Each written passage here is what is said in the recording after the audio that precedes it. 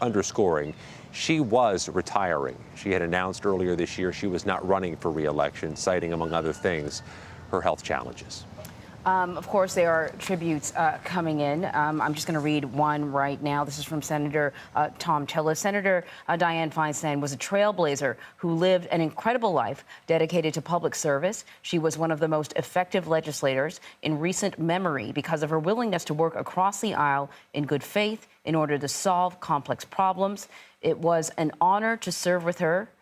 Susan and I extend our deepest condolences and prayers to Senator Feinstein's family and staff during this difficult time. And no doubt there will be many more of these coming in. We are waiting for a CBS News special report, and when that gets rolling, we will pivot over there. But, you know, I'm sort of taking a quick look at some of the legislation. And you're right, after so many decades, you know, she has lived through so many historic times and has had a hand in that while she was mayor of San Francisco. This is during the era of the AIDS crisis, before we even knew what it was. And she was able to sort of tackle that. She did something sort of controversial. She closed down some of the bathhouses. At the time, it was controversial. But she also really helped establish guidelines for how hospitals dealt with people suffering from this illness. Fast forward to now when she's in Washington, I'm just going to list them off, creating a federal coordination of Amber Alerts, the National Child Abduction Warning System, passing the California Desert Protection Act, reauthorizing the Violence Against Women Act to protect women from domestic violence and sexual assault, authorizing the 2022 Respect for Marriage Act to enshrine marriage equality into federal law. Boy, she has seen a lot of social change in this country and was instrumental in helping to solidify some of those changes. Take a step back and recognize the scope and size of her job. Representing all of the people of the state of California is a Herculean accomplishment. It is the size, it is the population, it is the economy of many nations across the world in itself in California. She did so for more than 30 years. She also was a particularly forceful figure here at the Capitol. She was a leader. She was somebody who others looked up to and looked to for direction. That's not an easy thing to do in a U.S. Senate chamber with 100 very big egos. But also, she was so forceful a presence. She was such a prominent person. You know, you can hear her voice echoing from those Supreme Court nomination hearings, including the most recent one, before the election of President Biden, the Amy Coney Barrett confirmation hearings, where Senator Feinstein was among the toughest questioners then now Justice Barrett, then Judge Barrett. But it really is a contrast, Anne-Marie, with what we saw over the past year. She was clearly in a fragile state. She became disoriented, lost sometimes at some public hearings. She was moving around the Capitol with the help of staff in a wheelchair, and she was to a degree muted, which is just not the figure Dianne Feinstein cut over all these years. No, that's very true. You know, we are going to be sort of talking about her legacy, and I think that, you know, that is one of the challenges because she was at the center of this conversation, just one of other lawmakers at the center of this conversation about just how long a representative should be able to sit in those seats if their constituents vote for them. This is, unfortunately, one of the things we will remember about her is that she was 90 and still serving, but maybe should not have been. And that's obviously a pressing question. How long should people stay in office? It's not lost on anybody. This isn't happening in a vacuum where you have two people hovering around the age of 80 who are front runners for their party's nomination for the presidential race next year. One thing that strikes me, though, about this conversation is what former Speaker Nancy Pelosi said recently about this issue, wondering if people weren't questioning Dianne Feinstein's age in a way they wouldn't do so for a man in the office. I've been covering Congress for 20 years. I've seen an awful lot of people in the U.S. Senate in particular who have been here with very fragile health, those over the age of 90, those confined to wheelchairs with an inability to speak on some occasions. She's not the first to be in that circumstance. And former Speaker Pelosi had said maybe we should be asking these questions of everybody, not just a woman in that position. I expect here later today, if not later this morning, them to lower the flags to half-staff behind me here at the U.S. Capitol. I would expect when a senator passes away, especially one with this rich a history, there to be services at the Capitol at some point. All the members of Congress are here indefinitely because of the government shutdown. Right. But I suspect they'll plan something rather elaborate in honor of Senator Feinstein in the rotunda of the U.S. Capitol. I think that was the last point that you made, not the very last point, but the point before about questioning whether or not the same questions would arise for a man, I think is important to say. Scott, I want you to sort of stand by for us because we're going to fold in CBS News Chief White House Correspondent Nancy Cordes. Now, Nancy, you are currently the Chief White House Correspondent, but before that, you spent a lot of time in the hallways of Congress, and I imagine interacted with Senator Dianne Feinstein a lot. When I ask you about kind of the type of lawmaker she was, the way she carried herself in the Senate, how would you describe her? Yes, I started covering Congress in 2008 when she was really at the peak of her power and effectiveness, Anne Marie. She was really a master legislator, and the breadth of issues that she dealt with and made significant progress on is really singular when you look at senators over the past 20 years and what she was able to achieve. I mean, she worked very hard on automotive fuel efficiency as a senator from California, legalizing gay marriage. She was at the forefront of that movement. Gun safety legislation. She was credited by President Biden as being one of the driving forces behind the assault weapons ban that was signed into law in the mid-90s.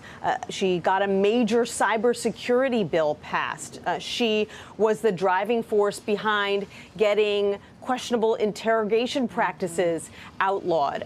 She was someone who went very deep on the issues that she cared about and had a very significant career even before she came to Congress. She was the first woman mayor of San Francisco. She served in that role for nearly 10 years. She was recognized as one of the most effective mayors in the country. And then she came to Capitol Hill. She was the longest serving female senator ever. She was the first woman to chair the Senate Intelligence Committee. This is a woman whose intellect, whose drive was formidable, and I think that that's something that people tend to forget because she was somewhat diminished in recent years and didn't have the same kind of authority that she had not that long ago. But this is someone who people who have served in the Senate for a long time will be mourning the passage of today because she was so effective and they admired her so greatly for it. President Biden, not long ago, when she announced that she was going to be retiring from the Senate, Anne Marie, put out a statement. He said, "I've served with more U.S. senators than just about anyone. I can honestly say that Dianne Feinstein is one of the very best." And as you're listing off some of her legislative accomplishments and some of her legislative fights, the word that's actually coming to mind is courage. That, some of these topics were probably not comfortable for her to bring up, to point out that, Americans may be participating in torture, and that is wrong. To be critical of this country in that way, I imagine, there were times where she took criticism from the Republican Party, but probably from members of her own party as well. Sure. And, she was really a dog with a bone. Her crusade when it came to interrogation practices lasted for 6 years from when they began investigating the kinds of interrogation practices that had been used after 9/11 at Abu Ghraib in Iraq and Afghanistan. And she fought tooth and nail to get access to documents at the CIA, at the Pentagon. There were all kinds of restrictions that were put in place. They were not allowed to take any of those documents out of the buildings. And so she came up with a workaround to basically send staffers to sit in these small rooms day and night and pore over these documents and take their own notes and bring the notes out with them because they weren't able to actually get any kinds of copies of these classified documents. Certainly the powers that be were not trying to make this any easier for her, but she stuck with it when it was a popular cause, when it was not a popular cause, and finally put out a report that ended up changing policy in the United States. So she was someone who did not give up, even years after the assault weapons ban lapsed. And it was clear that the support did not exist on Capitol Hill to reinstate it. She continued to advocate for it. She continued to hold press conferences about it. She continued to talk about things that she would like to do because she believed, even though the votes weren't there at that moment, that they might be there at some point in the future, and she needed to keep the issue alive. I want to pivot back to Scott, who's still sort of standing by for us. Scott, as I understand, there are a number of tributes pouring in now. Yeah, and pardon me as I read some of them from my phone because they're coming in with such a velocity right now. Senator Mark Warner, fellow Democrat, fellow member of that Senate Intelligence Committee, Nancy referenced, says he's heartbroken by this passing. She leaves behind an incredible legacy, breaking barriers for women and taking real action against gun violence, as you were referencing. Republicans, too. This is a bipartisan moment. It always is when the Senate loses one of its members. Senator Ron Johnson from Wisconsin says she was a very gracious person to work with. His deepest condolences. The same from Senators Rick Scott and Marsha Blackburn, both Republicans. The prayers are with her family. She is a woman who was a trailblazer in politics. This is it's a moment to remember Dianne Feinstein. Her absences this year, though, were scrutinized. The fact that she was working with frail health was a real-world issue for the functioning of government. The margins have been so narrow here for several years. Democrats with a slim majority, with just a vote or two to spare on anything, had to move things around during her absences. When she wasn't here, the Senate Judiciary Committee almost ground to a halt because Republicans had even numbers with Democrats on that committee, and they paused some of the operations of that committee when she wasn't here. So her health challenges, sad to watch, challenging to watch, were also impactful on the functioning of the Democratic majority and the Senate itself. There will have to be in short order a replacement for Senator Feinstein until the election in November 2024 to continue the functioning of the U.S. Senate. But at this moment, this tragic moment, there is a bipartisan outpouring for somebody who was a lion of the U.S. Senate almost from the jump, from as soon as she got here. And just kind of getting some information about, and you pointed out that she was around there on the Capitol, that according to Senate records, she voted at 11:45 at the 11:45 a.m. roll call vote yesterday, but did not vote on 2 votes later on in the day. Scott, I imagine that it must have been challenging for some of these other lawmakers who have worked with her for decades, and either Scott or Nancy can chime in on this, who had worked with her for decades, knew her sort of at the height of her ability to move legislation, to have the conversation with her about whether or not she should continue to serve. It wasn't a conversation that they were having in front of the cameras, but I know you guys know there were conversations behind the scenes. Yeah, and I've heard those concerns in the past, but they were more muted in the past. There was a senator from West Virginia who was here at a very senior stage who had difficulty moving around the Capitol and communicating at the end. A senator from Mississippi at a very senior age who had severe health challenges, had difficulty even getting to the Capitol. And I'll go back to what Speaker Pelosi said earlier this year. Why are these calls so powerful when it's Senator Feinstein? I think there's a couple things worth keeping in mind, and Nancy saw this as well as anybody. Senator Feinstein's frail state, the way she was muted at the end, was such a contrast to how she carried herself here for so long. There are some members of the Senate who actually do cut a low profile deliberately. That was not Senator Feinstein. She was a leader. She was a vocal proponent of progressive priorities legislatively. She was a force here. So it was such a noticeable contrast at the end. I wonder if Nancy agrees to see her so muted. It was noticeable, Scott, and I'd say starting around 2017, 2018, I'd have to go back to my notes, I started talking to staffers, even some of her staffers who were expressing concerns that she was losing a step, that she was forgetting things sometimes, that she was repeating herself sometimes. But I think the fact that she was such a workhorse caused her to want to keep going. And sometimes it's the person who is ill who is the last to recognize that they are losing a step, that they are struggling. And that was the case for her. There were people who were flagging the situation to her, who were asking her gently whether she would like to step back from her role. And she was the one who was saying, no, I'm fine. I want to keep going, even when it was clear that she wasn't fine. And ultimately, you cannot force someone from this role if they don't want to go. I think that was compounded by the fact that the California governor clearly didn't want to be put in the position of anointing someone to fill in for her, particularly when we are so close to an election in 2024. He would much rather leave that to the voters of California than put his thumb on the scale for one of the many individuals who are clamoring to take her place, because that is so powerful. That is a really powerful endorsement of one individual over all the others. Obviously, whoever is appointed to this role now will have a leg up in 2024. So Gavin Newsom is going to have a difficult decision ahead of him. Does he put in place a caretaker? That's something we've seen governors do before. Does he put in place someone who doesn't want to run in 2024 so that the playing field remains level for the other individuals who have expressed their interest? Or does he feel very strongly about one particular individual and give them a leg up? And there is a wrinkle. In the past, he has said that he would appoint a black woman to that role.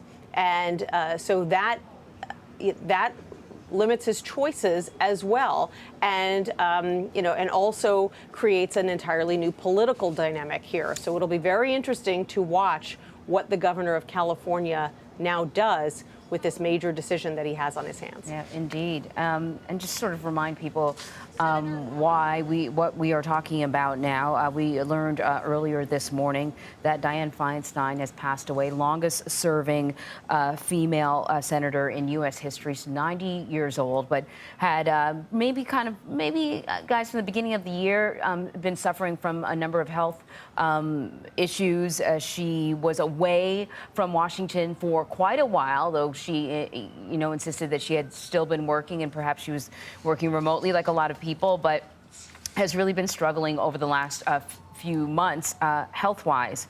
And some of what we have been talking about is her vast resume, the many, many accomplishments. And when you've been sitting in the Senate for that long, you have been a participant in almost every sort of major change that has happened in this country. We're talking same-sex marriage. We're talking, gun legislation. And so we've got like a bit of a highlight here. I can't imagine what the highlight reel will look like for her, because I was trying to look at this list of legislative accomplishments and determine which one was the most impactful. And it's really hard to tell. We talked about, calling out the CIA for torture tactics. We talked about legislation having to do with gun legislation. It's been quite a storied career. And Anne-Marie, because of her own personal story, she came into Congress with sort of a unique authority on some of these issues. The reason that she became mayor of San Francisco was because of this infamous assassination that killed the mayor of San Francisco and the gay rights leader, Harvey Milk. And so she came into Congress as something of an authority on LGBT issues. It was something that had affected her profoundly. Obviously, gun issues as well because of her unique experience, once again, in San Francisco and what she witnessed and what she lived through. And she sort of put those personal experiences to work. She wasn't a showboater.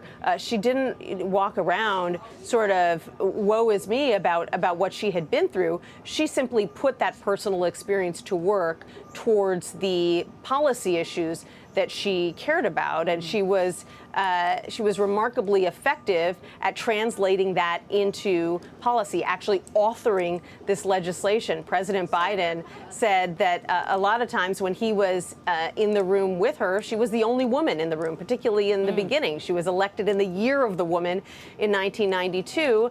Before that, there hadn't been very many women in Congress, and so she had to sort of blaze a trail, and she put her head down and did it. And I wonder if within the LGBTQ plus community too, if she is definitely going to be fondly remembered, and they will be grieving, because when I look at the time span that she has been representing members of the community. When we look at the rise of AIDS, as we talked about, while she was working in San Francisco, and then all the way to present day same-sex marriage and the issues associated with that, she's really been kind of a friend of the LGBTQ plus community. Scott, to weigh in on that. Yeah, absolutely. I don't want to step on Nancy's toes there, but certainly, just her pioneering work in the city of San Francisco shouldn't be lost either, where she stepped into a void after a political assassination in a traumatized city and immediately led it and became a formative figure, not just in that city, but for the entire community, the Bay Area, and for the entire state. It was no surprise she succeeded in winning that Senate seat. And there's just this dueling reality of the moment, where you see the U.S. Senate paying honor to their long-term colleague, to their mentor in some cases, but at the same time, there's a very real moment occurring here in her absence. There is a distinctively narrow margin in the U.S. Senate. Until her successor is in place, this may, to a degree, keep Bob Menendez around here a little bit longer. Bob Menendez, who yesterday met with his own colleagues, 30 of whom in the Senate Democratic caucus have called for him to resign, one of whom said he'd try to expel Bob Menendez, is now the margin of majority himself for Democrats in the U.S. Senate until Senator Feinstein's successor is here. There are any number of close votes a-coming to keep the government from shutting down or to reopen it after it closes. Any number of nominations to the courts, any number of procedural and legislative matters that are coming. The margin is already excruciatingly small for Senate Democrats. Dianne Feinstein has passed. There's a procedure that's needed before her successor can be put in place, this placeholder who'll hold the job till the next election. And Senator Bob Menendez now measures the majority for Senate Democrats. That's a really interesting point, how people's fortunes can turn from day to day on Capitol Hill. I'll ask Nancy to sort of kind of respond to that, how crucial this is when every vote is so tight now. To have a member missing can be the difference between a really long protracted fight or a really, really, really long protracted fight. Exactly, and it means, for example, that the vice president will probably have to spend more time in Washington, D.C., because she might be called upon to serve as a tiebreaker in the U.S. Senate more frequently than usual. And I think Scott brought up a really great point. What's going to happen in the Senate now over the next few weeks could look a lot like what happened in the House with George Santos, another individual who was under a legal cloud, who was being investigated, but Speaker McCarthy was reluctant to call him out or push him out because his majority in the House was so narrow. So we have seen that on both sides now. And the big question will be, how quickly does California's Governor Gavin Newsom move to fill this seat? I mean, we are facing in 24 hours the possibility of a government shutdown. And the Senate is going to be taking some crucial votes that will potentially determine whether the lights stay on in government or not. And so this is not some esoteric question. It may be that the governor is called upon to name a successor within 24 or 48 hours. I remember when Senator Daniel Inouye passed away back in 2012.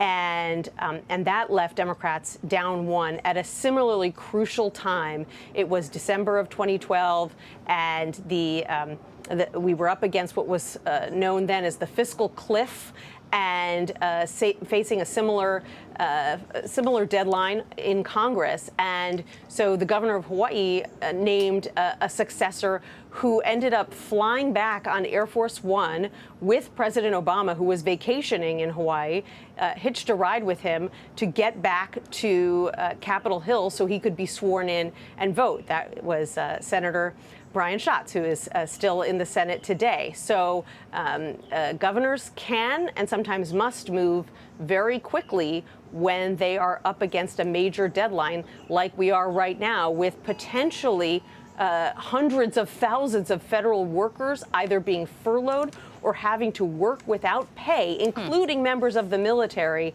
if there is no swift resolution on government funding. Yeah, it's a really good reminder. We want to add one more person to this conversation. CBS News congressional correspondent Nicole Killian is joining us now. Nicole, I mean, the news has really just been breaking over the last hour or so, less than an hour. I don't know if you've had a chance to kind of speak to any of the lawmakers, senators, representatives in the halls there, but can you give me a sense of what the mood is like?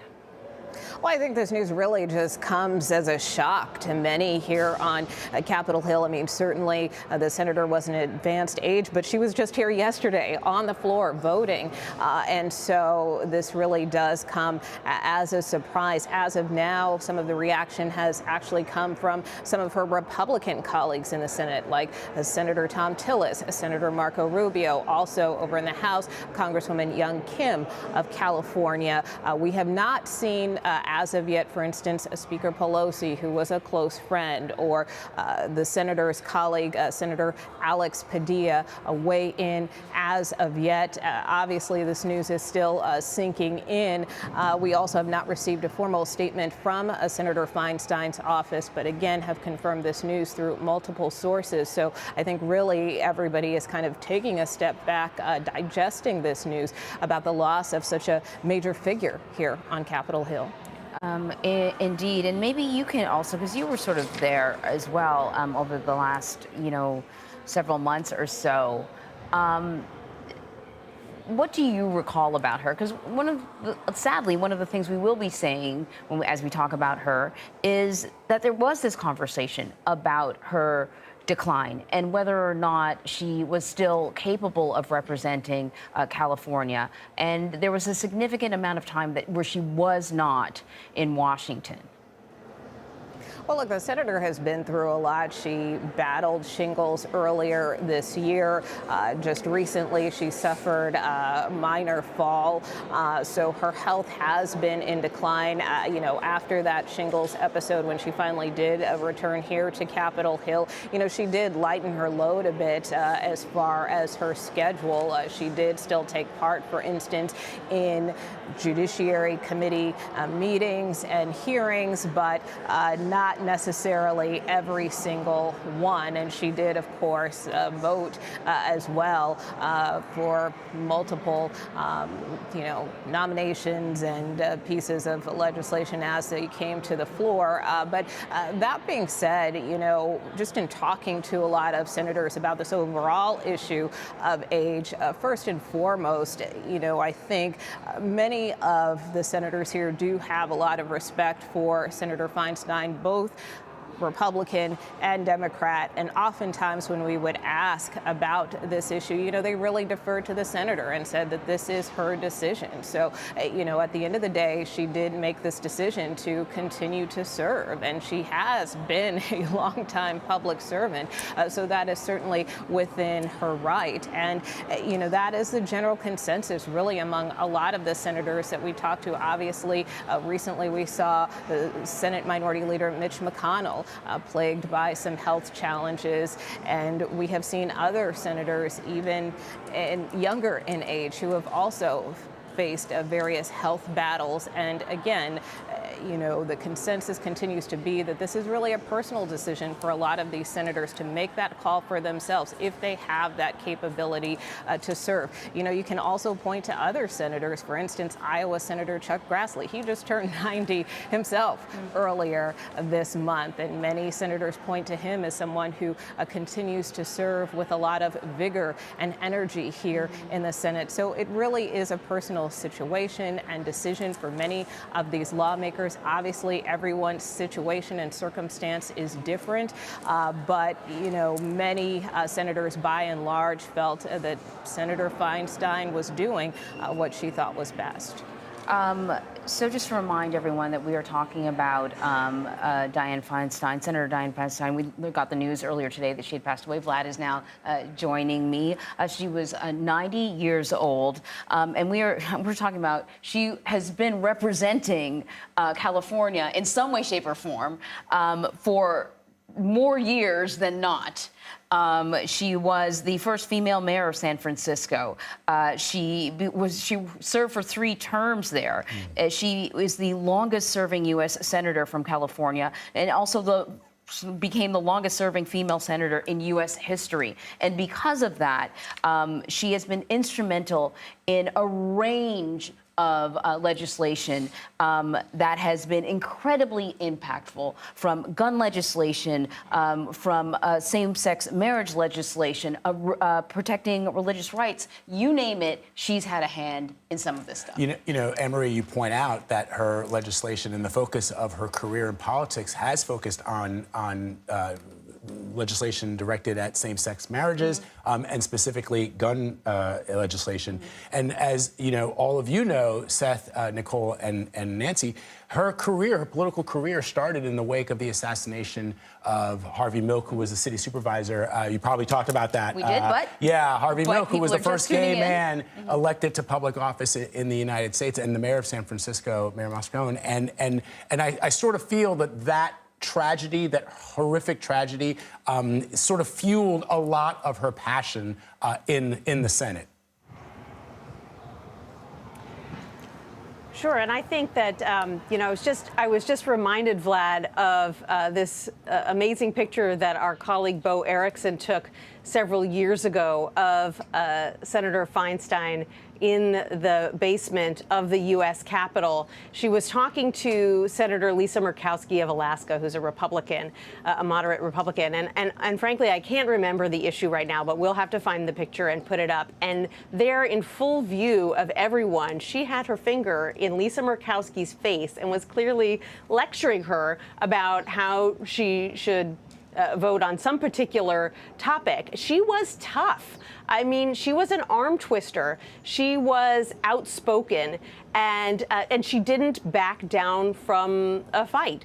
I think part of the reason that it was so noticeable in recent years that she was diminished was because she was such a forceful speaker and so forceful in the U.S. Senate and so pivotal a figure in the U.S. Senate. Even though, frankly, I've covered some senators over the years. I've covered a lot of senators who have stuck around maybe one term longer than they should have. And it's not as noticeable because they were not, they weren't such major deal makers in the first place. They weren't out there forcefully making their case on the floor, in the committee room, the way that that Senator Feinstein was. They weren't working as hard as she was to get the gavel, to be the chair of a committee, to be the ranking Democrat or ranking Republican on a committee, knowing that that gives you so much more power, so much more visibility when you're trying to get your issues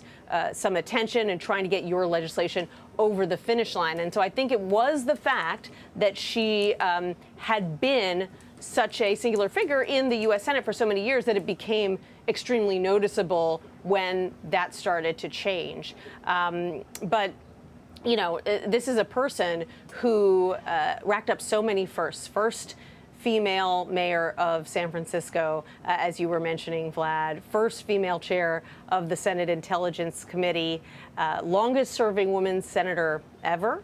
And very close with a number of the women in the U.S. Senate. And as Nicole was pointing out, with House Speaker Nancy Pelosi as well, they would travel back and forth to San Francisco, their hometown. They spent a lot of time talking. They spent a lot of time strategizing because they cared about a lot of the same issues. And obviously, they came from a similar political background and a similar philosophy.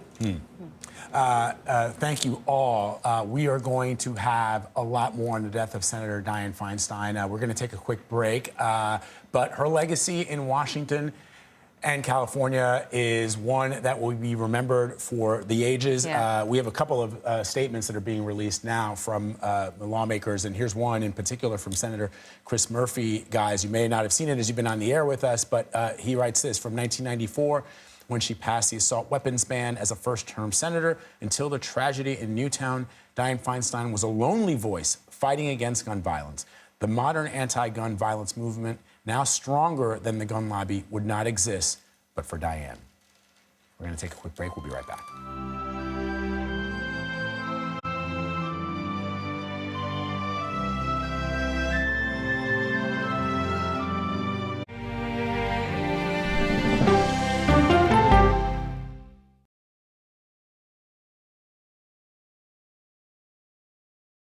Weather turns extreme.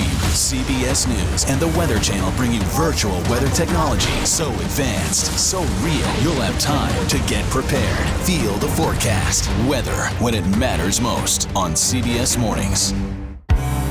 An original documentary from CBS reports. That Desired Farm is a wonderful place to raise children, and it still is. Promises broken. Black Americans have been the target of racism and discrimination pretty much from the time they acquired ownership in the land.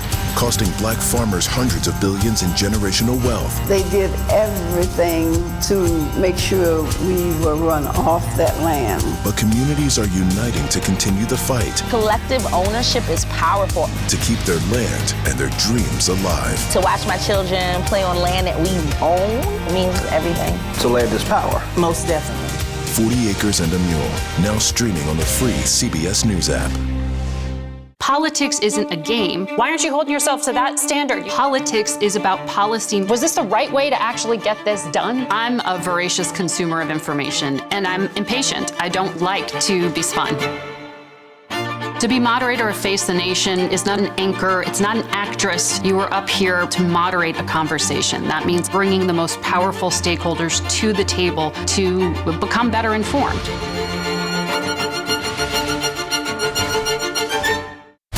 America Decides, taking you inside American democracy. The most important stories on a day-to-day, hour-to-hour basis. You're going to hear a lot of reporting. It is clearly a pivotal moment. Gun control, the economy, education. Both sides of the political aisle fight it out for power. Bringing you the analysis that you need. Thoughtfully, with context. Be part of the conversation. On CBS News streaming. Welcome to America Decides. She is a beloved American icon and head of a media empire. But is Oprah Winfrey happy? How do you define happiness? Yeah, I call it happierness. Find out when we go person to person. An original documentary from CBS reports. It was genocide, a deliberate effort by the United States government to eliminate the food source that was relied upon by Native American tribes. American bison were slaughtered and Native Americans displaced. And that's how tribes were subjugated to reservations and our lands were taken. But now, through conservation efforts at Yellowstone, Buffalo provided everything that we needed. Now they need help. a herd grows. We need to step up and help them. And a culture is reborn. When the buffalo return and come back, that's when our tribe will begin to heal. Yellowstone Bison Revival, now streaming on the free CBS News app.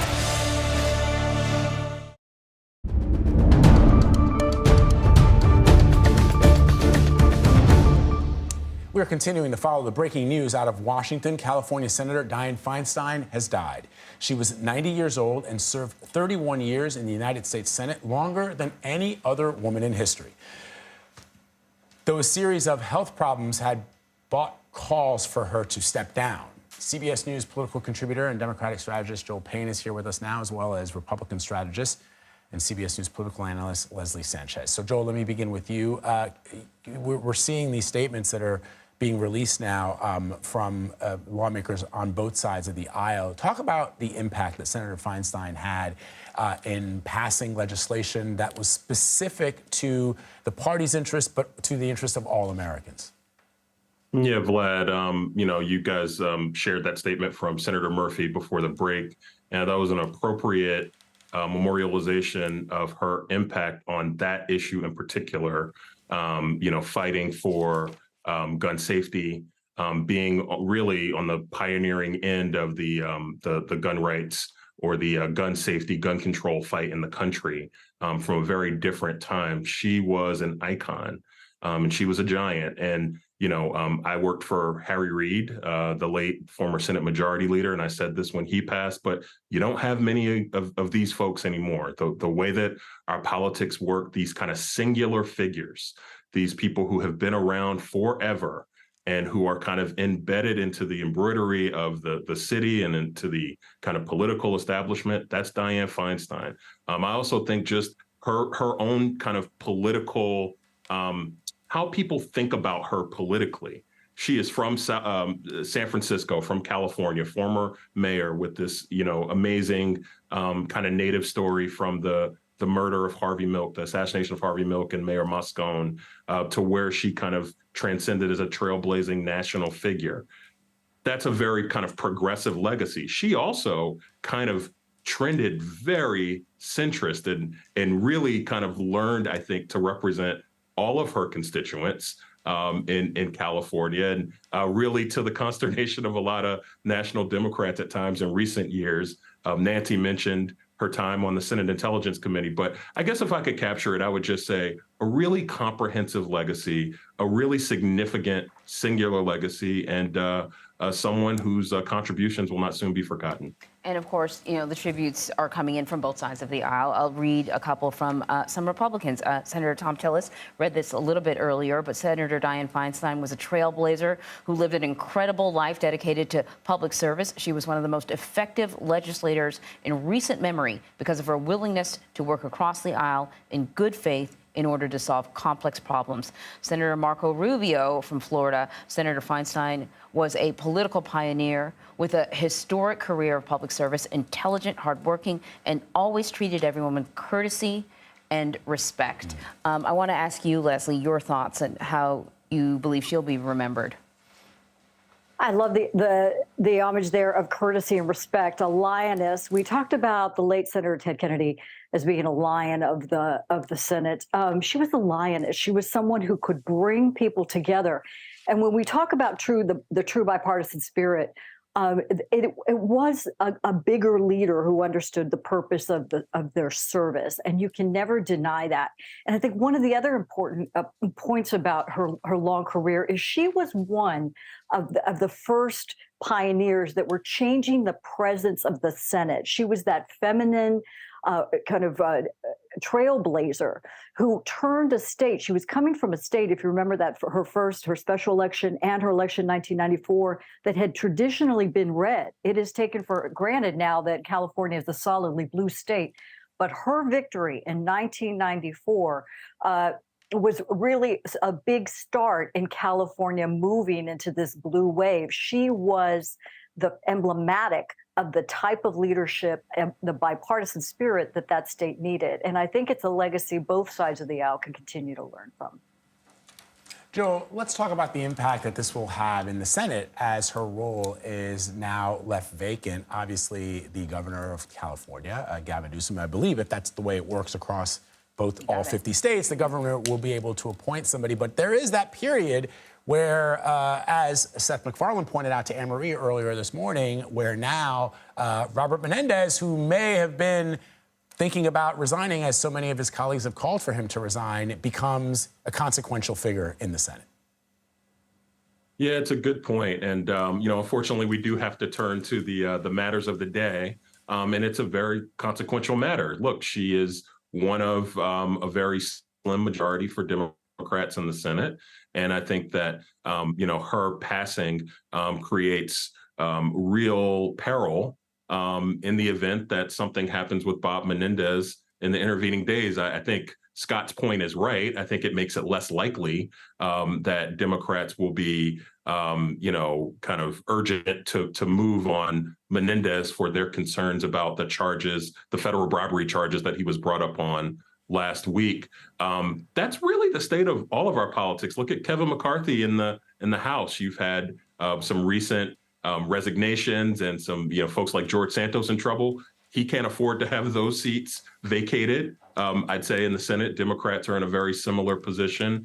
I do think, just really quickly on Governor Newsom, what really complicates this is there's a very active, very competitive primary in California for Senator Feinstein's seat, which she was not going to contest in 2024. You have among the kind of leading candidates, my former boss, Representative Barbara Lee from the Oakland, California area. You've got Katie Porter and Adam Schiff, two very notable California representatives who have been really slugging it out in a really competitive primary. And I think that complicates Governor Newsom's choice in this moment. Governor Newsom has talked about the desire to appoint a woman of color to that position, Barbara Lee being a woman of color. Other very notable women of color in California would be viable for that position. That's a tough choice for Governor Newsom in this moment. I want to sort of pivot back to some of her accomplishments, Leslie, and I was kind of zeroing in on, there were accomplishments for women and accomplishments for the LGBTQ community. Accomplishments for women, we're talking about the domestic violence legislation that she was able to get passed. And you think it would be a no-brainer to have legislation that protects women against domestic violence, but there was pushback. It wasn't sort of universally approved, though she did win over a number of Republicans as well.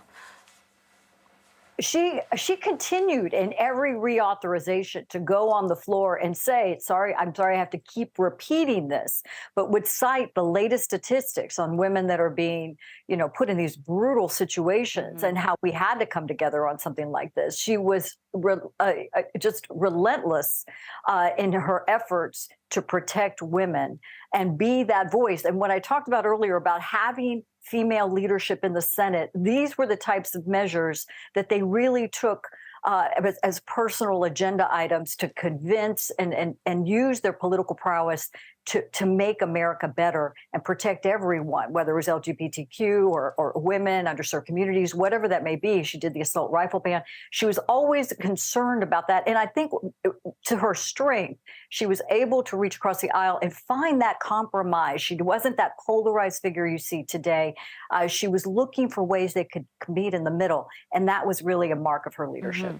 And, I'm sort of quickly looking at some of the statistics associated with the Violence Against Women Act and whether or not it was impactful. And certainly when you look at the National Archives, they say, fewer people are experiencing domestic violence, decrease of 35% since the passing of that bill. So, it's not just because part of the argument was this is unnecessary. Right. There are already laws in place to protect people from this sort of violence. And she said, no, we need to carve out a special protection for women. Well, Anne-Marie, if I could say that point, that was the point of her going on the floor consistently and talking about that. She was raising that awareness because it's in the silence and in the darkness that domestic violence continues. So being that person who could really champion the issue was, I think, the reason there was so much attention given to it, both inside the Senate chamber and externally across the country. And Joel, as you know, Senator Feinstein was instrumental in passing the 90s era assault gun ban. And in 2013, she reintroduced legislation for that assault ban and showed that a majority of Americans supported that. We've been talking about this because I sort of feel that will be her lasting legacy, the one that what you mentioned, Anne-Marie, about violence against women, her passion over same-sex marriage and the right for people to be able to marry who are same-sex, and her stance on weapons in the United States.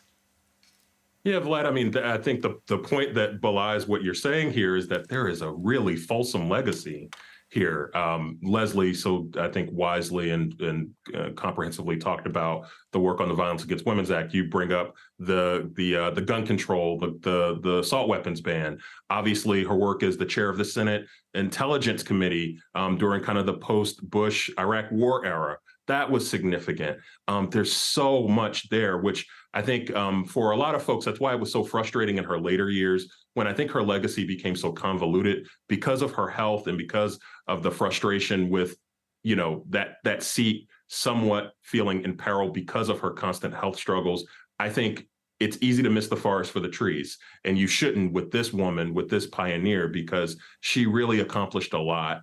And I think it's hard to capture it, frankly, just on one set of issues. It's so comprehensive, and the breadth is so impressive. Yeah, that's one of the things we were talking about earlier today, because when you look at the legislation that she's been instrumental in getting passed, it really just runs the gamut, right? And I'm going to go take it back to even before she was in the Senate as mayor of San Francisco, becoming mayor during the rise of AIDS, which we didn't at the time know was AIDS, right? We didn't know how it was spread. We knew that there was this disease that seemed to be afflicting gay men. And she was really instrumental in figuring out what needs to be done to contain, to treat. She was responsible for the first AIDS Awareness Week ever in 1984. It's a different time now. But back then, it was a huge. There was a lot of discrimination. Yes. There was a lot of blaming, blaming lifestyle choices for getting this disease. And so it was courageous to sort of speak out at that time. I would also just say, too, really quickly, obviously, we've talked around, how she ascended to kind of local office in San Francisco. She was already on the Board of Supervisors, I believe the president of the Board of Supervisors, when the mayor, George Masson, and when Harvey Milk were assassinated in kind of a really terrible incident in the city hall there in San Francisco. But the fact that she kind of entered national politics with that credibility as being somebody who was on the right side on those issues, on the right side on the LGBTQ issues, and obviously was very aware and very ahead of the curve on issues like HIV/AIDS awareness. She entered the national stage with that credibility because of the fights that she fought locally in San Francisco and what she brought into the national consciousness. Mm-hmm.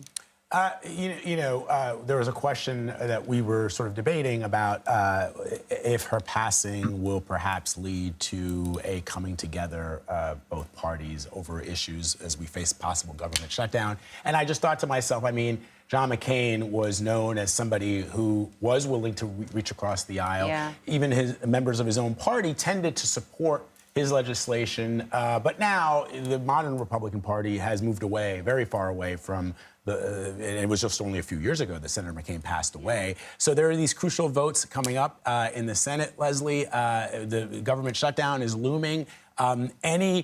Could this be the catalyst that brings both sides together to pass this budget, or probably not? I would like to say it was, Vlad. I think a lot of us would like to agree that I think there would be a moment of coming together and appreciating and honor this remarkable legislator. But when it comes to the politics of that, that's really the interesting question. Her legacy and her time and kind of grooming and growing and leading within the Democratic Party, you could still argue it's not the same Democratic Party she came into in 1992. We're talking about in the Senate on a national stage in 1994. California looks very different. The progressive left looks very different. And it's just not the same type of philosophy in terms of working across the aisle. And I would say that's on both sides, right? It's so highly politicized on the right and the left. But I think there's a lot of us that are nostalgic. I would go to Joel on that, for that kind of leadership, right? For people coming together. And those were the lions and lionesses of the Senate that we just don't see a lot of today. Can I just add really quickly? I know we probably have to go in a second, but just talking about her role in the Senate. The Senate raised me, okay? That's where I started my career in the United States Senate. And she is such from a bygone era that kind of like transcended party.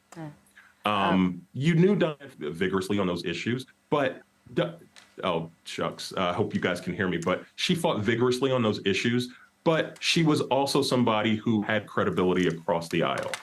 And coming from an era where that was rewarded and that was something that was worth pursuing. And that's different now, particularly in the United States Senate. That body is fundamentally different. And I think she also represents a bit of a passing of the torch from that era as well. Yeah, you know, you would think that with both houses being so close in terms of numbers that this would encourage cooperation. But what we see increasingly is the exact opposite and things not getting done. We just received a statement from Dianne Feinstein's office. I'll just read this to you all. Sadly, Senator Feinstein passed away last night at her home in Washington, D.C. Her passing is a great loss for so many, from those who loved and cared for her to the people of California, and she dedicated her life to serving. Senator Feinstein never backed away from a fight for what was just and right. At the same time, she was always willing to work with anyone, even those she disagreed with, if it meant bettering the lives of Californians or the betterment of our nation. There are few women who can be called senator, chairman, mayor, wife, mom, and grandmother. Dianne Feinstein was a force of nature who made an incredible impact on our country and her home state. She left a legacy that is undeniable and extraordinary. There is much to say about who she was and what she did, but for now, we're going to grieve the passing of our beloved boss, mentor, and friend. And if you're just tuning in, you can see right there on the screen, Senator Dianne Feinstein has passed away. She was 90 years old. She had suffered from a number of medical issues over the past maybe 6 or 7 months or so. She had, she was sort of visibly slowing down. She was in a wheelchair, and she said that she was not going to be running again. I haven't seen any sort of recent polls, how they felt about her in California, but I know that, she was incredibly popular in California over the decades that she represented that state.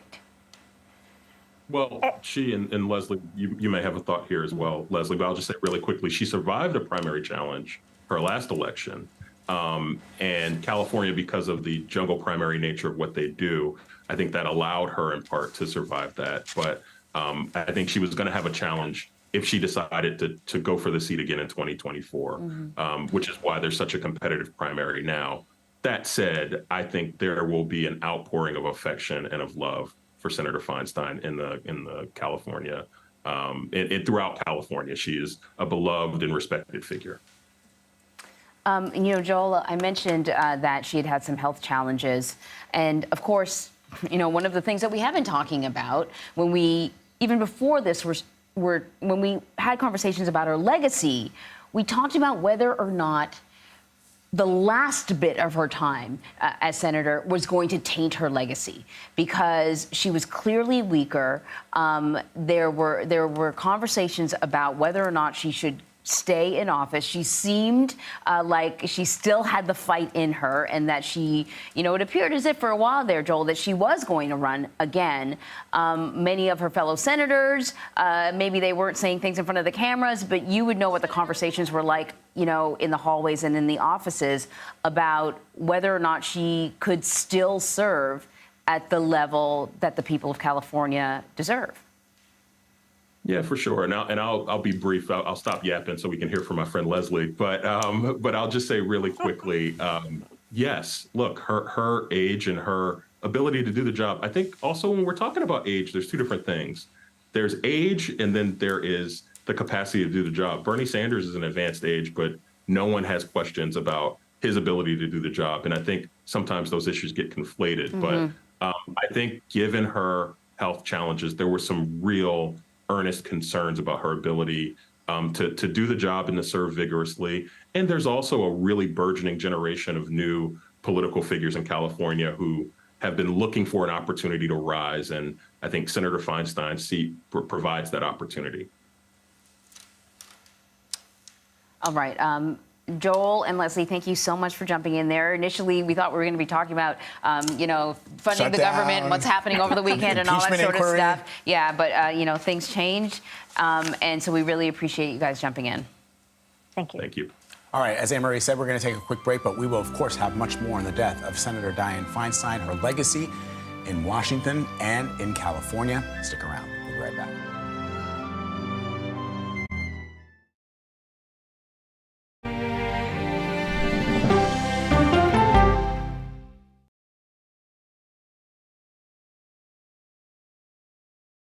When weather turns extreme, CBS News and the Weather Channel bring you virtual weather technology so advanced, so real, you'll have time to get prepared. Feel the forecast. Weather when it matters most on CBS Mornings. An original documentary from CBS Reports. That desired farm, it's a wonderful place to raise children, and it still is. Promises broken. Black Americans have been the target of racism and discrimination pretty much from the time they acquired ownership in the land. Costing black farmers hundreds of billions in generational wealth. They did everything to make sure we were run off that land. But communities are uniting to continue the fight. Collective ownership is powerful. To keep their land and their dreams alive. To watch my children play on land that we own means everything. So land is power. Most definitely. 40 Acres and a Mule, now streaming on the free CBS News app. Politics isn't a game. Why aren't you holding yourself to that standard? Politics is about policy. Was this the right way to actually get this done? I'm a voracious consumer of information, and I'm impatient. I don't like to be spun. To be moderator of Face the Nation is not an anchor, it's not an actress. You are up here to moderate a conversation. That means bringing the most powerful stakeholders to the table to become better informed.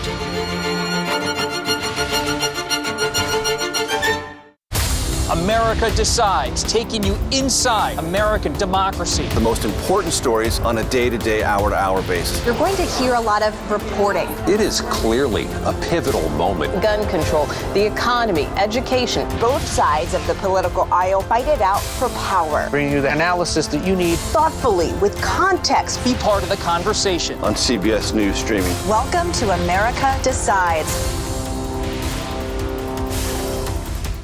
She is a beloved American icon and head of a media empire. But is Oprah Winfrey happy? How do you define happiness? Yeah, I call it happierness. Find out when we go person to person. An original documentary from CBS Reports. It was genocide, a deliberate effort by the United States government to eliminate the food source that was relied upon by Native American tribes. American bison were slaughtered and Native Americans displaced. And that's how tribes were subjugated to reservations and our lands were taken. But now, through conservation efforts at Yellowstone, Buffalo provided everything that we needed. Now they need help. a herd grows We need to step up and help them. and a culture is reborn. When the buffalo return and come back, that's when our tribe will begin to heal. Yellowstone Bison Revival, now streaming on the free CBS News app. I'm a very curious person. I wake up every morning asking what's happening in the world, why is this happening, and how do we answer that question? You can't get answers in a tweet on Face the Nation. We try to separate the noise from the news. You need to be able to have an actual conversation.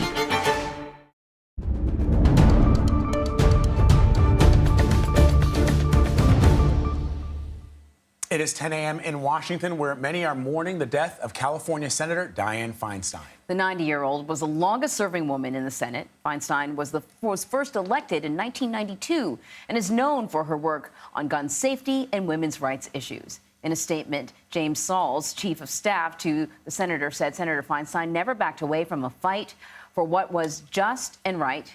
At the same time, she was always willing to work with anyone, even those she disagreed with. CBS News' Skylar Henry has more on her life and legacy. Dianne Feinstein served in the U.S. Senate longer than any woman in American history. Along the way, the California Democrat took up wide-ranging causes, including LGBTQ rights, the environment, and gun laws. We have to come to grips in America with our love affair with weapons. Joe Biden, who was Senate Judiciary Chairman at the time, credited Feinstein's leadership in sponsoring the 1994 federal assault weapons ban. She went out and did something that was a product of an incredible amount of work. In the aftermath of the September 11th attacks, Feinstein spearheaded a 6-year review of the CIA's controversial detention and interrogation program.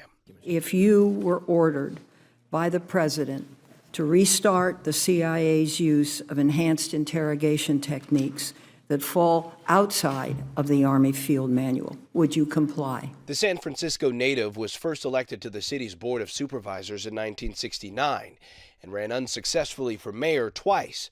Feinstein became the city's acting mayor under tragic circumstances after the 1978 assassination of Mayor George Moscone and Supervisor Harvey Milk. Following a failed run for California governor, she won a special election for a Senate seat in 1992.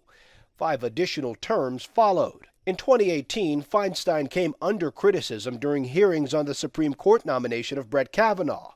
It was revealed the senator initially had not disclosed a letter she received detailing sexual allegations against Kavanaugh. I did what I believe was right. Feinstein later embraced President Biden's nomination of Ketanji Brown Jackson, who became the first African-American female Supreme Court justice. I am very proud to support her nomination. At age 89, Feinstein announced she would retire at the end of her term in 2024. She's a legend. She was able to convince people on both sides of the aisle to go along with her on issue after issue after issue. As she announced her plans, Feinstein tweeted, quote, "Even with a divided Congress, we can still pass bills that will improve lives."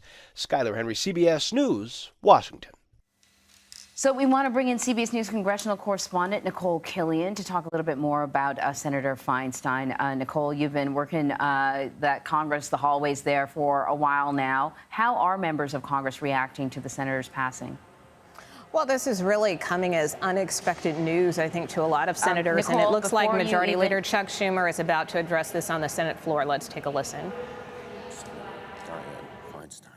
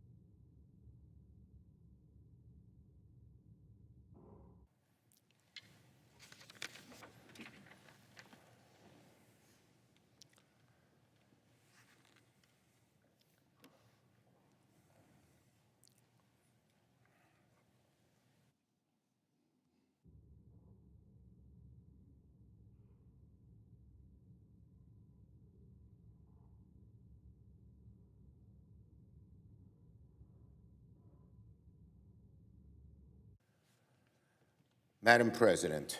Majority Leader. Madam President, first woman President pro tem of the United States Senate.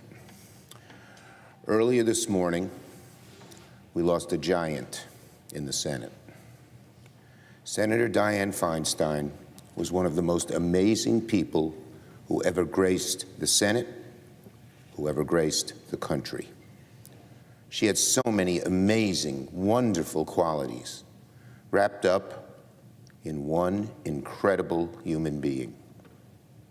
She was smart. She was strong. She was brave. She was compassionate. But maybe the trait that stood out most of all was her amazing integrity. Her integrity was a diamond.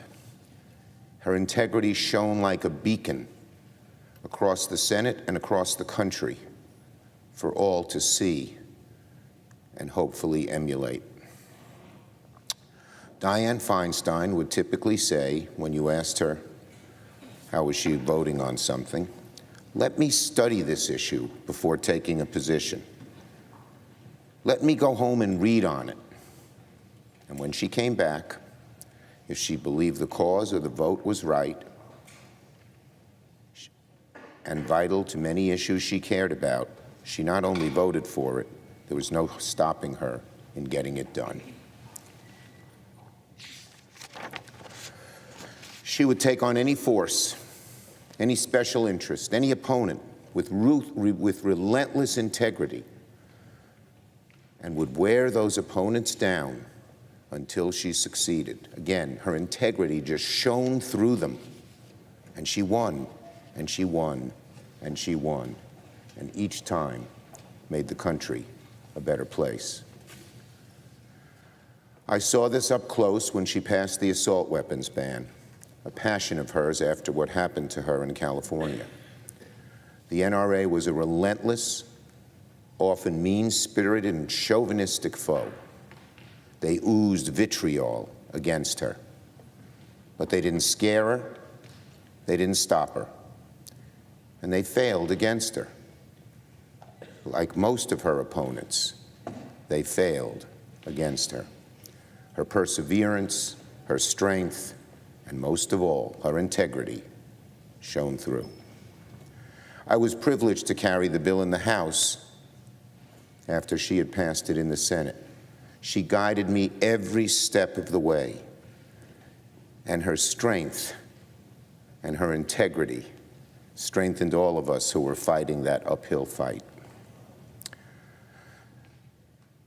And as we went through that bill, it became clear to me, Dianne Feinstein is not like the others.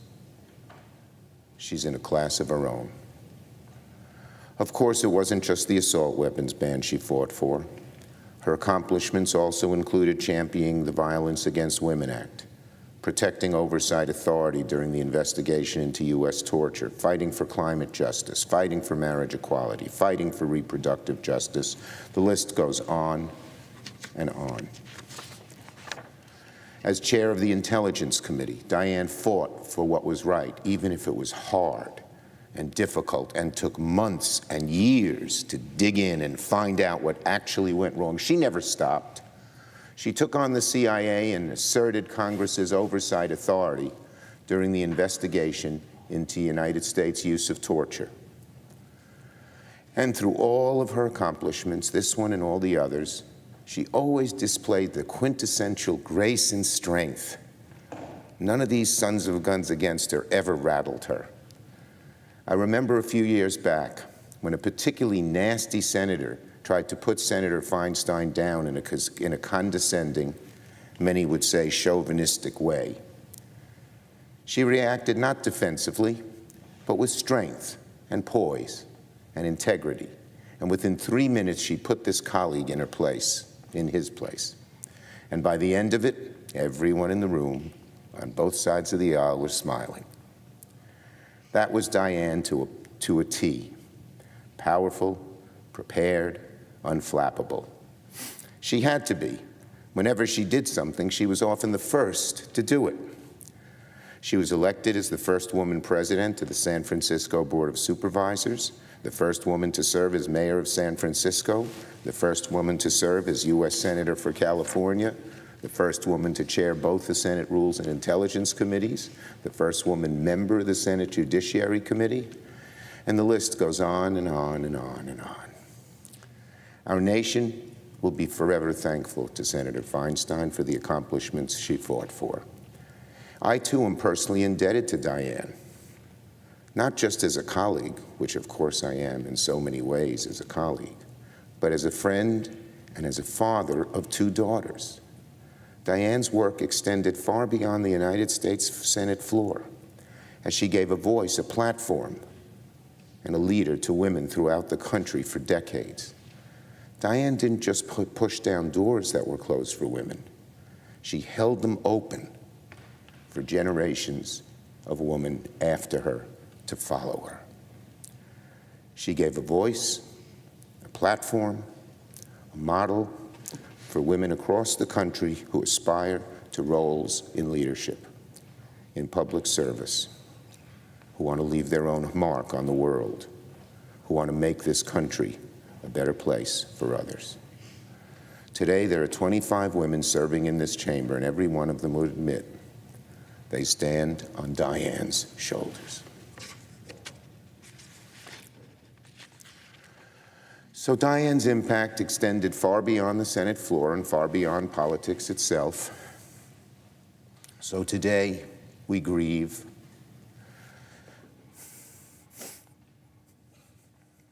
We look at that desk, and we know what we have lost. But we also give thanks.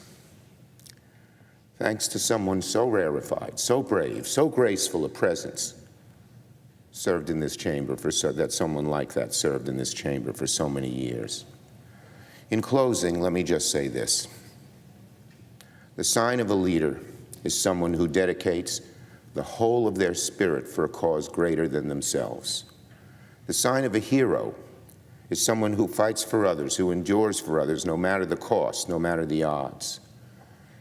And the sign of a friend is someone who stands by your side to fight the good fight on the good days and on the bad. Dianne Feinstein was all of this and more. A friend, a hero for so many, a leader who changed the nation, a leader who changed the nature of the Senate and who changed the fabric of the nation, America, for the better. As the nation mourns this tremendous loss, we're comforted in knowing how many mountains Dianne moved, how many lives she impacted, how many glass ceilings she shattered along the way. America is a better place because of Senator Dianne Feinstein. Today, I join with my colleagues in mourning our beloved friend and colleague. Yield the floor. Mr. President. The Republican leader. You know how we all refer to each other as my friend from whatever state it is. Honestly, frequently that's not true. But Elaine and I were actual friends of Dick and Dianne. Elaine served on a corporate board with Dick for a number of years. When they were in town together, we would frequently have dinner together. Elaine and I got married shortly after the '92 election. And I remember that Dianne gave us a small depiction of the Capitol. I looked at it this morning because it's still on the wall and remembered our dear colleague as a truly remarkable individual. As the Majority Leader has pointed out, she was an incredibly effective person at every line, at every level, and she was at all of those levels on the way to the Senate. Those of us who were fortunate to call Dianne our colleague can say we served alongside the longest-serving female senator in American history. Dianne was a trailblazer in her beloved home state of California, and our entire nation are better for her dogged advocacy and diligent service. Over the past 3 decades, the senior senator from California was also the steady hand leading sensitive and consequential work as head of the Intelligence Committee and the Judiciary Committee. Her name became synonymous with advocacy for women and with issues from water infrastructure to counter drug efforts. Of course, the first woman to lead her hometown's Board of Supervisors and then govern as mayor was making history and making a difference long before she came to the Senate.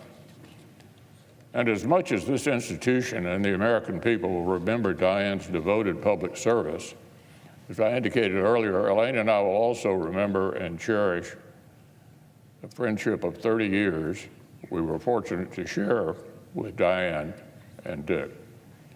So today I know the entire Senate family is gathering around Senator Feinstein's loyal staff. Our thoughts and prayers are with Dianne's daughter, Catherine, her granddaughter, Eileen, the entire Feinstein family, and with all who mourn our dear colleague and friend.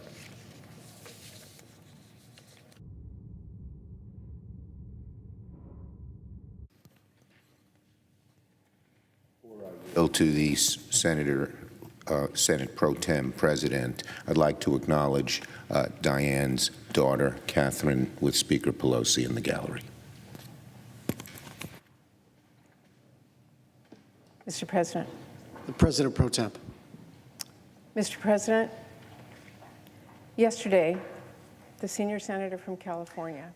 So we've just been listening to Senators Chuck Schumer and Mitch McConnell speak about their relationship with Senator Dianne Feinstein, who, in case you're just tuning in, passed away. We learned about the news this morning. She was 90 years old. She had been battling some health challenges over the last 6-7 months or so.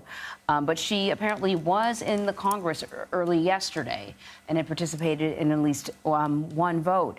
Nicole Killian's been standing by for us. Nicole, we've listened to a lot of speeches on the Senate floor, and Vlad can kind of attest to this. Senators have talked about a lot of emotional things. I don't remember hearing senators, both of them, really trying to keep their composure. This was clearly an emotional thing for them to do. Well, absolutely. And I would say it's probably not the first time we've seen some emotion from these senators. But I think if you think about how long many of them have been serving together with Senator Feinstein, I mean, we're talking decades, particularly when you're talking about Leader Chuck Schumer and Minority Leader Mitch McConnell, who you heard there say, he was friends with Senator Feinstein and her husband, her late husband. And so, I know we talk a lot about partisanship here on Capitol Hill, but I think it can't be understated that there are real friendships and real relationships between a lot of these members, and certainly many of them kind of want to get back to that era of collegiality, but they certainly try. And, Senator Feinstein really did have the respect of her colleagues, both on the left and the right, even if there were policy differences. And so I think that is why you heard a lot of emotion there, particularly on the part of both leaders. And I would also point the next speaker that was on the floor was Senator Patty Murray, who came in at the same time as Senator Feinstein, the Year of the Woman in 1992. And you heard Leader Schumer there reference the fact that there are now 25 women in the Senate, all of whom stand on Senator Feinstein's shoulders. So really kind of powerful moment there on the Senate floor, and a lot to take in, too, with that black bunting and draping over the senator's desk. So let's talk about what we expect to see in the days and perhaps even weeks ahead as the Senate pays tribute to Senator Feinstein. And I'm guessing, I don't think we've heard yet from the President of the United States. I know that Joe Biden, obviously having spent many, many years alongside Dianne Feinstein in the United States Senate, will have a statement of some sort, and perhaps we might see some kind of tribute to her legacy, Nicole.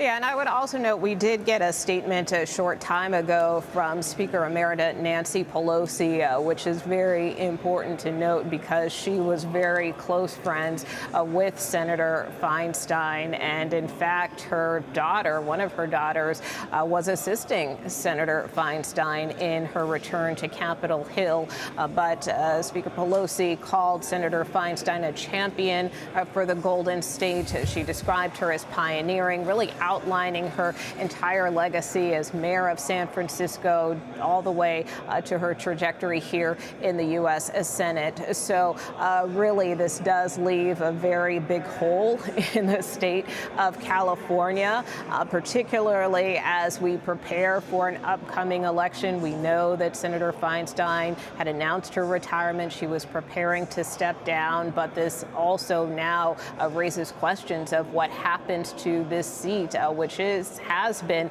a source of discussion and debate as there is currently a Senate primary underway. But also, the governor will likely have to appoint someone to this seat. And there has been a lot of calls to make that person a woman of color, considering that after then Senator Kamala Harris was elevated to vice president.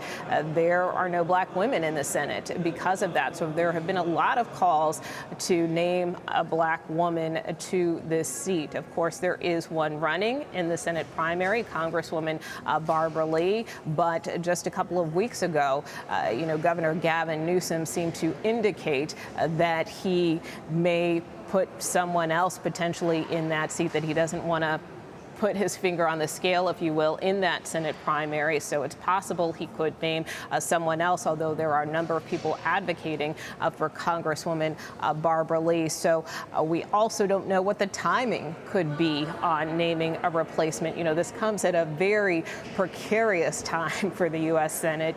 We are on the verge of a government shutdown, funding due to run out over the weekend. The Senate is set to move forward on a package, but now they are down a vote, and it's not just Senator Feinstein. We know of at least 2 other Democratic senators who are out for other health reasons.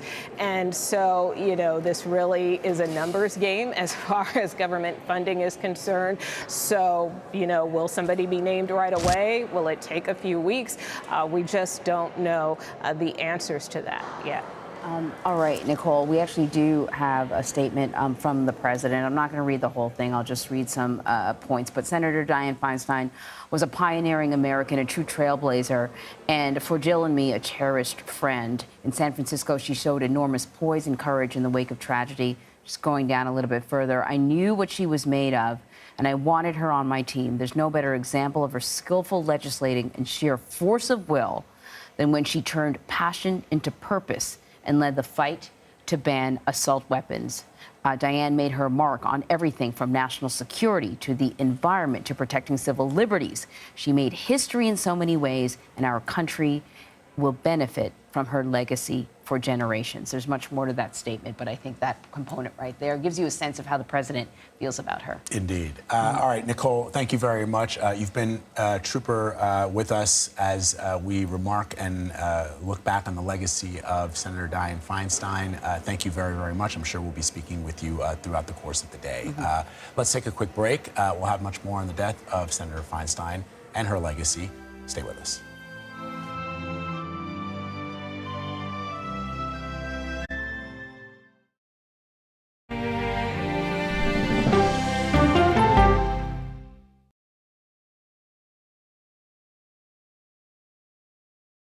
When weather turns extreme, CBS News and the Weather Channel bring you virtual weather technology so advanced, so real, you'll have time to get prepared. Feel the forecast. Weather when it matters most on CBS Mornings. An original documentary from CBS reports. That desired farm, it's a wonderful place to raise children, and it still is. Promises broken. Black Americans have been the target of racism and discrimination pretty much from the time they acquired ownership in the land. Costing black farmers hundreds of billions in generational wealth. They did everything to make sure we were run off that land. But communities are uniting to continue the fight. Collective ownership is powerful. To keep their land and their dreams alive. To watch my children play on land that we own means everything. So land is power. Most definitely. 40 Acres and a Mule, now streaming on the free CBS News app. Politics isn't a game. Why aren't you holding yourself to that standard? Politics is about policy. Was this the right way to actually get this done? I'm a voracious consumer of information, and I'm impatient. I don't like to be spun. To be moderator of Face the Nation is not an anchor, it's not an actress. You are up here to moderate a conversation. That means bringing the most powerful stakeholders to the table to become better informed.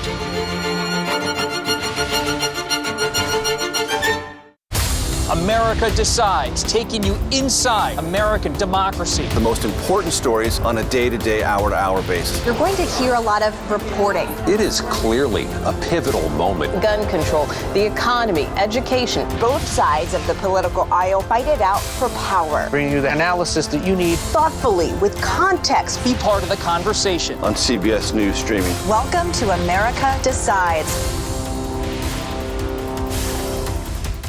She is a beloved American icon and head of a media empire. But is Oprah Winfrey happy? How do you define happiness? Yeah, I call it happierness. Find out when we go person to person.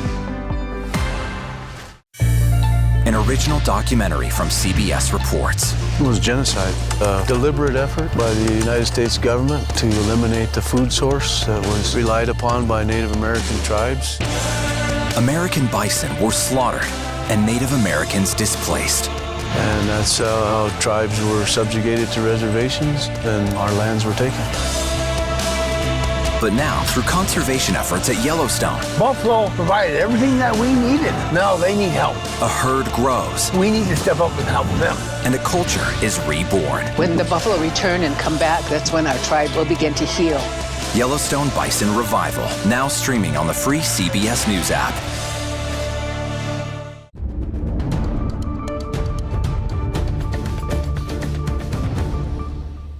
If you're just joining us now here at CBS News, we are looking back on the life and the legacy of Senator Dianne Feinstein, who has just passed away. She passed away late last night. We got the news early this morning. And of course, we've been talking about her and her legacy all morning long. Let's go to CBS News political director Fin Gomez, who's in Washington, D.C., with more on this. So, Fin, let's talk about. There's a lot to get done in Congress. I know that, as we saw from Senator Chuck Schumer and Senator Mitch McConnell, that many are overwhelmed with the news of Senator Feinstein's passing, but there is work to be done. What's the process for filling Senator Feinstein's seat? How does that work? Yeah, it's really largely up to Governor Newsom, the governor of California, who has indicated that if he did choose, if Senator Feinstein had vacated the seat, that he would select a woman of color, a black woman, to fill that role. We have been hearing a name, CBS has been hearing a name that there have been potentially several candidates, but Shirley Weber, the well-respected California Secretary of State, is one that has been mentioned. But you know, he has avoided, and he said he's not going to pick any of the three Democratic Congress lawmakers who are currently running in the Senate primary, very bitterly contested Senate primary. And that's Congressman Adam Schiff, Congresswoman Barbara Lee, and Congresswoman Katie Porter all are vying for that seat. Senator Feinstein had already indicated that she was not going to run for re-election. So there was some criticism from Barbara Lee towards Newsom when he said that he was not going to appoint her.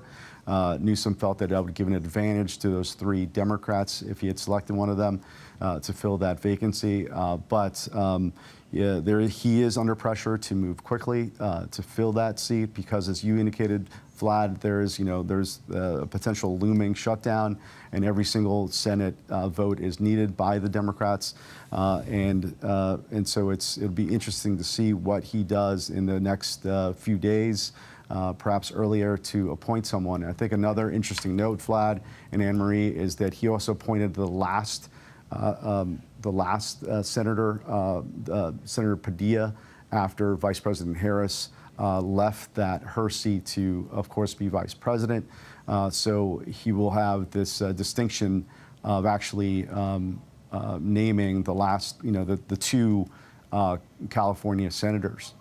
So does that mean that he'll likely be putting somebody in who's essentially just a placeholder, so that he doesn't have, anyone sort of getting an advantage if they are actually competing for this job, if they're going to run for this job? Typically, when you're sort of choosing a placeholder senator, for lack of a better phrase, where do you draw that person from? Yeah, and you've had about, there's about a little over a year left in Senator Feinstein's term. The governor had said that he would only appoint this person as an interim replacement, and then of course leave it for the election to see who would be the next senator. And I think because that Senate seat is a strong Democratic seat, it would likely be good chances that it would be one of those three that are running in that primary. So I think, but the process is that he would appoint. It would be an interim. It would be only for an interim basis, and then eventually he would let obviously let the people of California decide, the voters of California decide for that election for the seat. All right, Finn Gomez, thank you so much. Thank you all. So we want to take you to Capitol Hill, where moments ago House Speaker Kevin McCarthy addressed reporters on the death of Senator Dianne Feinstein. Let's listen. Moments ago, the flags over the Capitol were lowered in memory of Senator Dianne Feinstein. As California's longest-serving senator, Senator Feinstein broke barriers and blazed a trail for women. Her career was, by any standards, historic. Speaking personally, I worked with the senator for quite some time, together on many different bills, but the one that I think stands out was our water legislation. It was historic. It was the first time in California history in more than 25 years that we were able to pass water. It was the WIN Act. And I remember the hours and the nights that we would have to work to try to work through, and the challenges. We come from different parties, we have different philosophies, but we put our state first. At the same time, Barbara Boxer opposed it. It was one of the last votes of the Senate. It had more than 70 votes at the time. And I believe at the end of the day, the trailblazing of the first woman elected mayor, even coming from a different party, inspired women from both sides of the aisle to seek elected office and to have their voices heard. My deepest condolences to her family, her colleagues, and to her staff. Last night, the House did something none of you sitting here thought we can do. The number of questions I could take from the number of weeks about doing appropriation bills. I told you, don't give up on us, because we're not giving up on the American people. We passed 3 appropriation bills: defense, state, and foreign ops, and homeland security. My biggest question is, I don't understand why the Democrats voted against funding the government. In all, we have 4 appropriation bills done. There's 12 overall to get done. It's the discretionary spending every year that government is supposed to do. We have now in the House passed more than 70% of the discretionary spending on appropriations. Need I remind you, how much has the Senate passed? 0. Not one appropriation bill has passed the Senate. We've done what many have said was impossible. When I became Speaker, I said we're going to change Washington. And we did that by keeping our commitment to restoring regular order. Bills that passed committee in June and July have been open for amendments for months. Struggled with a number of members who wouldn't allow it to come up, but I never gave up. 440 amendments were considered on the floor this week. And for those who are historians, we are the first Republican majority to pass the state and foreign ops bill through regular order since 2006. My entire political career as a member of Congress, the Republicans have never been able to do what they just did last night. As we continue to get conservative wins and return to regular order, we actually need a stopgap measure to allow the House to continue to finish its work, to make sure our military gets paid, to make sure our border agents get paid as we finish the job that we're supposed to do. Another reason for the stopgap is to address President Biden's historic failure on the southern border. This is how bad things have gotten under President Biden's watch. In 5 days, there's been more than 50,000 illegal border crossings. Put that in perspective, in just 5 days. That's more than twice as much as the average for the entire month in the last administration. A wide open policy hurts America. We've heard it from Democrat leaders across the country. But despite the chaos, the president still won't go to the border, setting new records every day. Fentanyl at an all-time high, killing Americans, and he refuses to go to the border. He's been want it to one flow because time he's talking. in 50 years.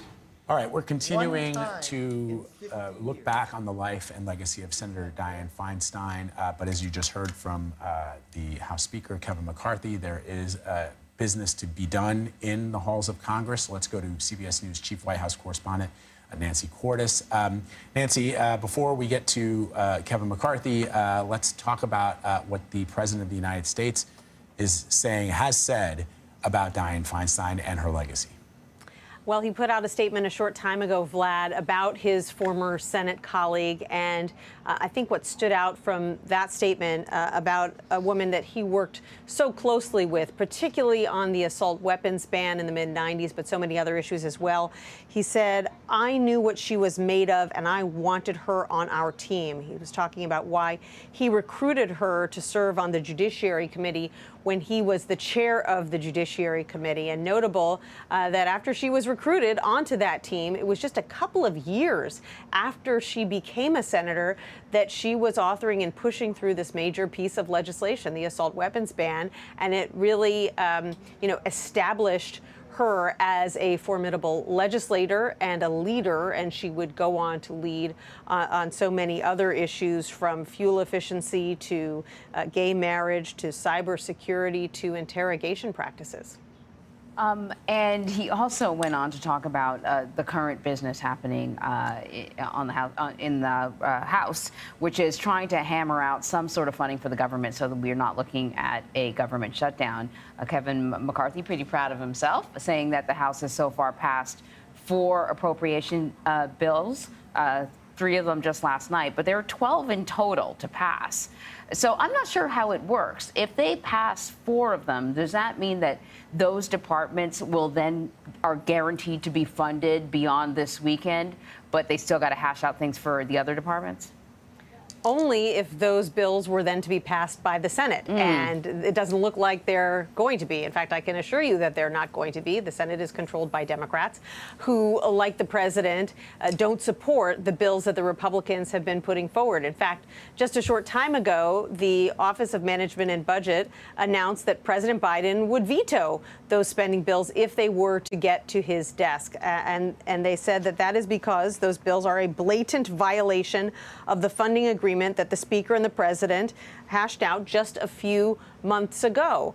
They say that the cuts in those spending bills are reckless, that they don't fully fund the FAA, for instance, that they leave food assistance for women and children underfunded, and that the Homeland Security bill that Republicans have put forward, a border security bill, is not in line with American values. And so, yes, McCarthy is right that Republicans have managed to pass some spending bills on the floor, but it doesn't count if those bills are sure to be defeated or ignored in the U.S. Senate 24 hours before a shutdown is set to kick in.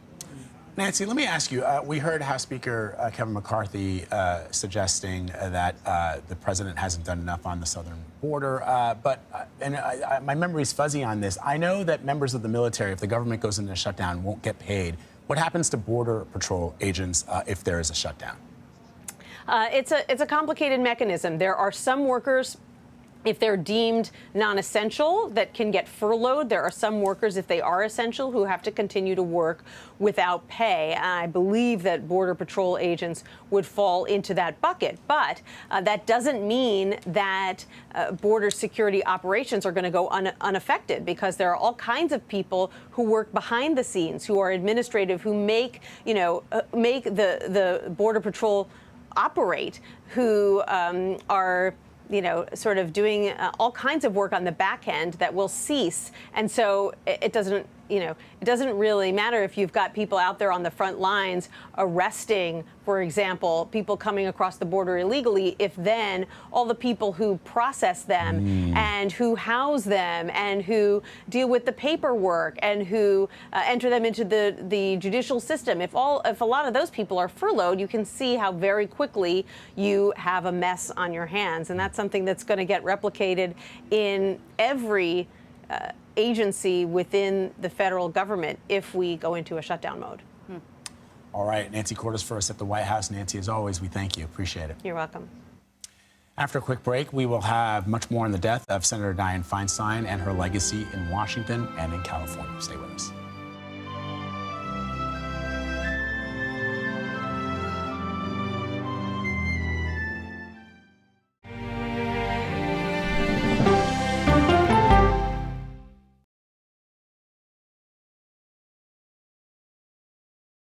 Our story's just begun. Why did you want to share your story? Water up this high?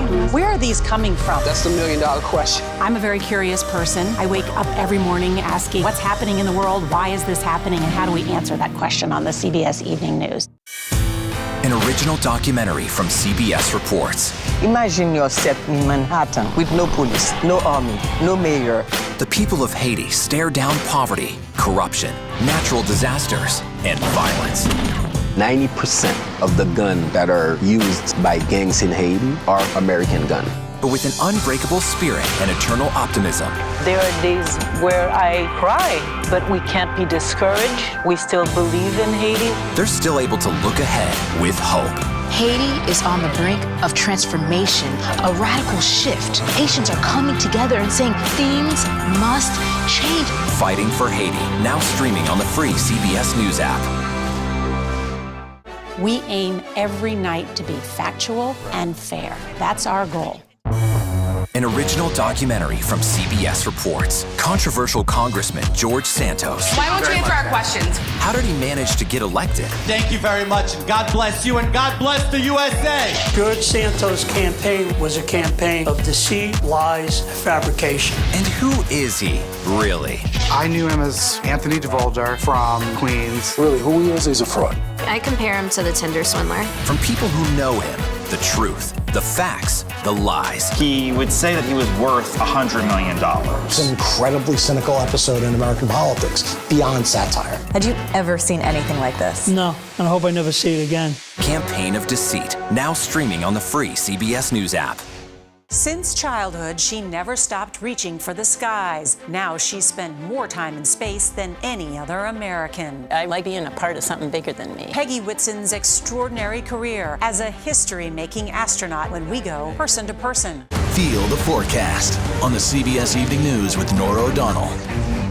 I think I asked direct questions. I don't know that they're tough questions per se. Why aren't you holding yourself to that standard? It doesn't look like Congress is doing anything. What has to happen?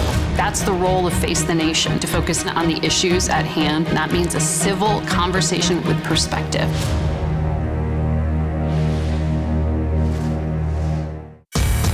We are about to see American weapons in the hands of Mexican cartels. A gun pipeline to Mexico. We are arming the cartels. 100%, no doubt about it. Happening right under our noses. Who's doing something about this? Nobody. A CBS Reports exclusive. Most Americans have no idea that we are effectively arming the enemy next door. This is the story the American people need to know. Arming cartels, now streaming on the free CBS News app. Republicans on the House Oversight Committee have subpoenaed the banking records of President Biden's son and his brother, Hunter and James Biden. The subpoenas request all documents for communications in the bank's possession from the beginning of 2014 to now. Numerous business and associates of Hunter, Eric Sherwin, have also been subpoenaed. The requests come after yesterday's hearing in the GOP-led impeachment inquiry of President Biden. And CBS News senior investigative correspondent Catherine Herridge joins the stream in our noon hour with more analysis on the investigation and subpoenas. In New York, an appeals court rejected former President Donald Trump's effort to delay Monday's start of his civil fraud trial. New York's Attorney General filed a $250 million lawsuit accusing Trump, his family, and his businesses of inflating the value of their properties to obtain favorable loan terms and tax benefits. Earlier this week, a judge ruled Trump committed fraud for years and stripped him of control over his New York properties. Trump has denied any wrongdoing. In a surprise decision, former President Donald Trump will not attempt to move his Georgia election interference case to federal court. Trump was indicted last month and has pled not guilty to charges related to alleged efforts to overturn the election. The notice filed in Atlanta state court yesterday said Trump has confidence in the Fulton County Court. 18 others were indicted along with the former president. They include former Chief of Staff Mark Meadows, whose request to transfer his case to federal court was rejected earlier this month. President Biden says Donald Trump and his MAGA supporters are extremists and a threat to democracy. There's an extremist movement that does not share the basic